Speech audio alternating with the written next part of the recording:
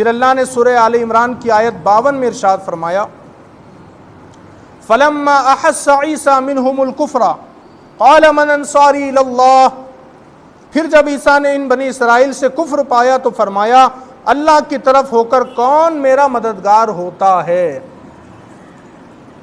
تو انہوں نے مانا نہیں نا حضرت عیسیٰ علیہ السلام کو، اور ان میں جو اکثر لوگ تھے وہ یہودی تھے، یہ بھی یاد رکھیے۔ حضرت عیسیٰ علیہ السلام جب تشریف لائے، انہوں نے جب اپنے دین کا پیغام پہنچایا تو اس وقت عیسائی کوئی نہیں تھا، اس وقت سب یہودی تھے۔ وہ تو بعد میں جنہوں نے حضرت عیسیٰ کو مانا پھر وہاں سے عیسائی بنے، لیکن تھے یہودی اس وقت۔ تو حضرت عیسیٰ نے کہا تم میں کون ہے جو اللہ کو مان کر میرا مددگار بنے گا؟ نحن انصار اللہ، اللہ کے لیے کون میرا مددگار بنے گا؟ تو ان میں سے کچھ تھے جن کے دل نرم تھے، جن کو اللہ نے ہدایت دینی تھی، انہوں نے کہا کہ ہم تمہارے ساتھی بننے کو تیار ہیں۔ انہوں نے کیا کہا؟ قال الحواریون نحن انصار اللہ، انہوں نے کہا، مخلص ساتھیوں نے کہا ہم اللہ کے دین کے مددگار ہیں۔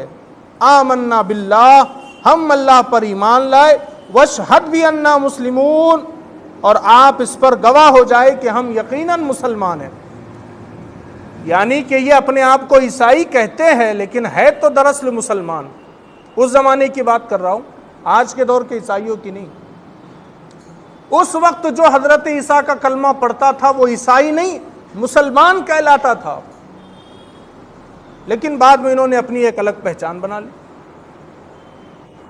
تو مخلص جو لوگ تھے انہوں نے کہا کہ ہم آپ پر ایمان لاتے ہیں، آپ کو نبی مانتے ہیں، اور آپ بھی گواہ رہ جائے، واشہد بأننا مسلمون، آپ بھی گواہ بن جائے کہ ہم یقیناً مسلمان ہیں، ہم یہودی نہیں ہیں۔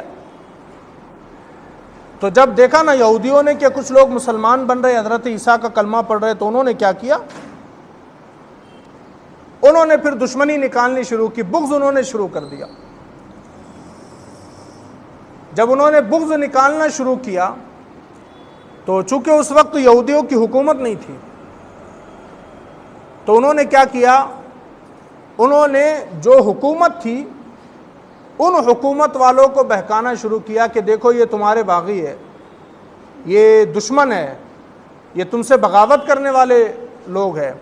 تو یہودیوں نے حضرت عیسیٰ کو اور ان پر ایمان لانے والوں کے لیے حکومت کو بہکانا شروع کیا کہ یہ غدار ہے، معاذ اللہ، اور ان کا مقصد یہ تھا کہ ہم ایسا کریں گے تو بادشاہ ان کو سزا دے گا، اور حضرت عیسیٰ کے قتل کا منصوبہ وہ لوگ بنا رہے تھے کہ کسی طرح حکومت کی طرف سے یہ قتل ہو جائے، کیونکہ وہ ڈائریکٹ تو حضرت عیسیٰ کو قتل نہیں کر سکتے تھے، چونکہ حکومت الگ تھی، یہودی وہاں پر پناہ گزیر تھے، رہتے تھے، وہ تو قتل نہیں کر سکتے تھے۔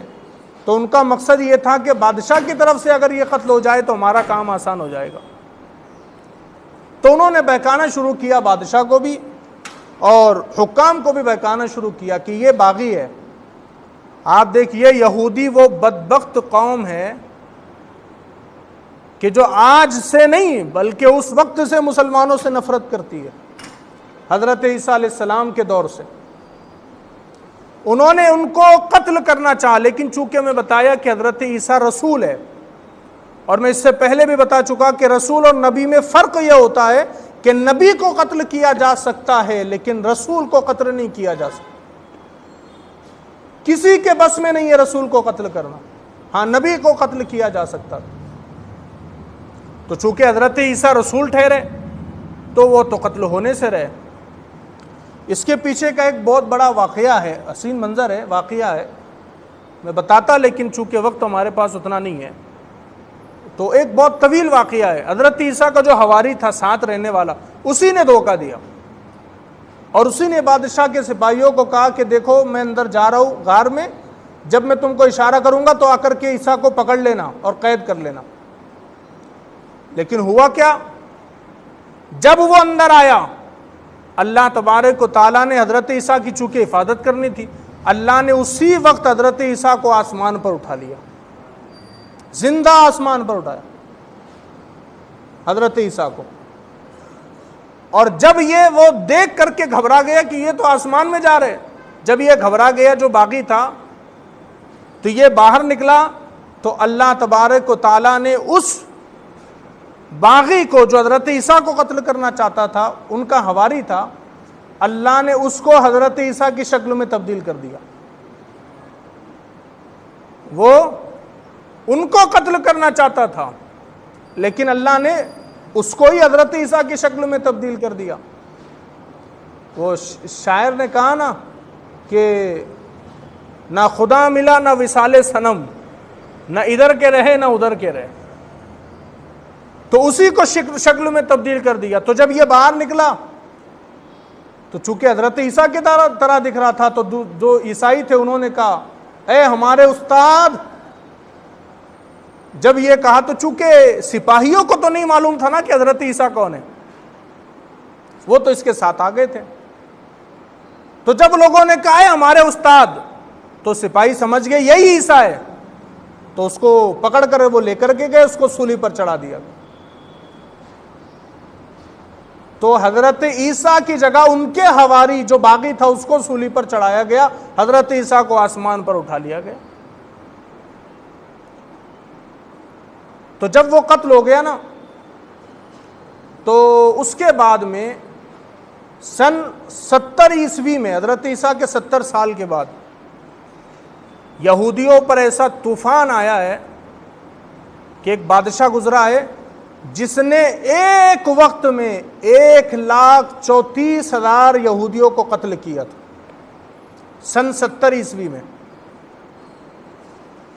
1,34,000، اور یہ یروشلم کی بات ہے، بیت المقدس کی بات ہے، وہیں پر یہ سارا واقعہ پیش آ رہا ہے. تو وہ بادشاہ نے 1,34,000 یہودیوں کو قتل کیا، اور اس کے بعد سے ان پر پابندی لگا دی گئی کہ اب تم بیت المقدس نہیں آ سکتے، اب تم مسجد اقصی میں نہیں آ سکتے. اور اسی وقت ہیکل سلیمانی کو بھی ڈھا دیا گیا تھا، جو ان کا مندر تھا یہودیوں کا، ہیکل سلیمانی، جس کو حضرت سلیمان نے تعمیر کیا تھا، اس کو بھی ڈھا دیا گیا تھا. یہودیوں کو بھگا دیا وہاں سے، کہا اب تم نہیں آ سکتے. وہ تو جب حضرت عمر بن خطاب کا دور خلافت آیا تو عیسائیوں نے بیت المقدس حضرت عمر بن خطاب کے حوالے کر دیا، سپرد کر دیا، ہار مان لی، اور چابیاں انہوں نے بیت المقدس کی حضرت عمر کو دے دی. لیکن انہوں نے اس وقت بھی یہ ٹریٹی سائن کیا تھا کہ آج کے بعد سے آپ کبھی اس زمین پر یہودیوں کو رہنے کی اجازت نہیں دیں گے، تو ہم بیت المقدس آپ کے حوالے کرتے ہیں. یہ اس وقت ٹریٹی سائن ہوا تھا، یہ معاہدہ ہوا تھا کہ ہم تم کو یروشلم دے تو رہے لیکن کبھی یہاں یہودیوں کو آباد ہونے کی اجازت آپ بھی نہیں دیں گے. حضرت عمر نے بھی مانا تھا، اور یہودیوں کو وہاں آباد ہونے کی اجازت نہیں تھی. اتنی اجازت تھی کہ تم آ سکتے ہو، تمہارا ہیکل سلیمانی ہے دیوار مشرق وسطیٰ میں، تو تم وہاں آ کر عبادت کر سکتے ہو، رہنے کی اجازت تم کو نہیں ہے. تو وہاں سے لے کر کے بڑی کوششیں انہوں نے کی، اور پھر وہ خلافت کا دور ختم ہوا، بادشاہیت کا دور آیا، خلافت عثمانیہ کا دور آیا. یہودیوں نے بڑی کوشش کی کہ بیت المقدس میں رہنے کو جگہ مل جائے، ان کو موقع نہیں دیا گیا. بلکہ انہوں نے خلافت کو اسی لیے ختم کیا، اس لیے کہ وہ جانتے تھے جب تک خلافت رہیں گی یہودیوں کو کبھی بیت المقدس میں ان کو جگہ نہیں ملے گی.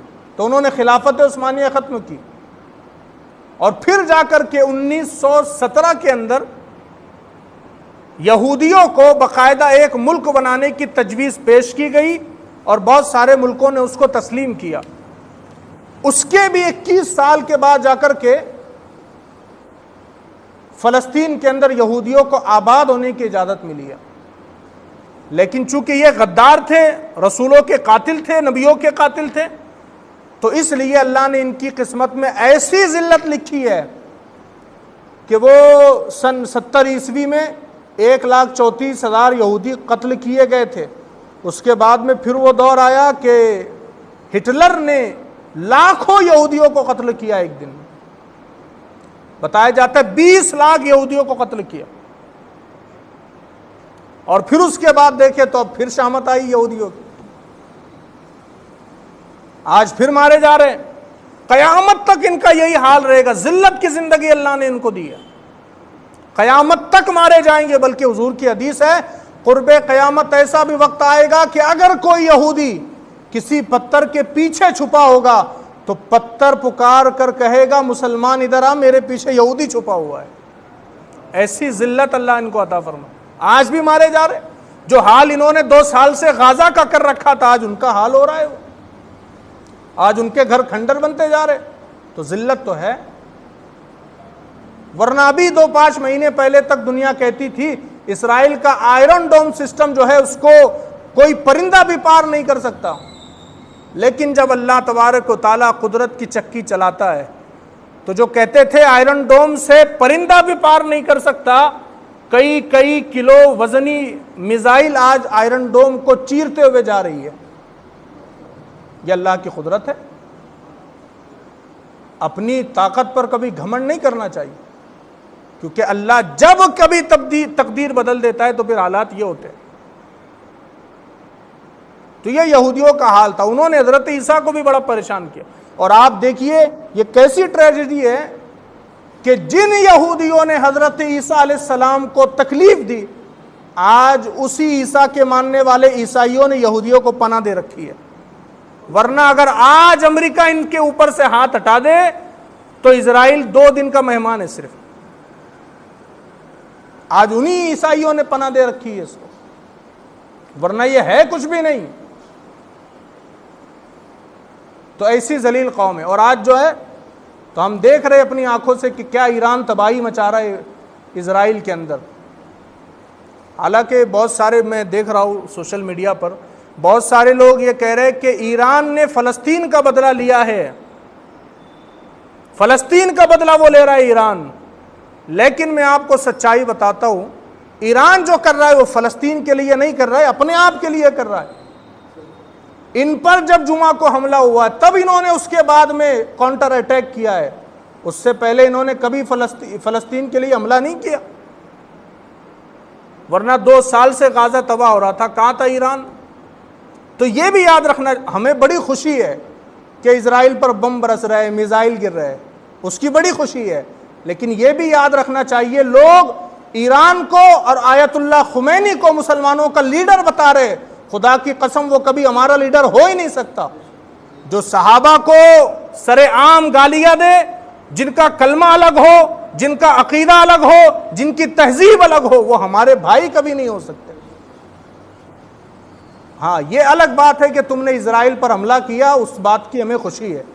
اگر اسرائیل پر امریکہ بھی حملہ کرے گا تو بھی ہم کو خوشی ملے گی، لیکن یہ بات الگ ہے کہ اس کو مسلمانوں کا لیڈر نہیں بنایا جا سکتا، اس لیے کہ 2 سال سے غزہ پر اس نے کوئی ایکشن نہیں لیا اسرائیل پر۔ ہاں جب اپنے اوپر بات آئی تو پھر اس نے حملہ کیا۔ تو بہرحال وہ جو ایران جو کر رہا ہے وہ اپنی جگہ، لیکن فلسطین کے اندر جو مظلوم مسلمان ہے، آج نہیں تو کل پھر کوئی صلاح الدین ضرور اٹھے گا ان کی مدد کے لیے، اور آج نہیں تو کل انشاءاللہ فلسطین آزاد ہو کر کے رہے گا، اور مسجد اقصیٰ کے اندر پھر مسلمان تکبیر بلند کریں گے انشاءاللہ۔ تو یہ یہودی قوم کے تعلق سے میں آپ کو بتا رہا تھا، بڑی ذلیل قوم ہے، ذلت اللہ نے ان کے مقدر میں لکھا ہے، اور قیامت تک ذلیل ہوتے رہیں گے۔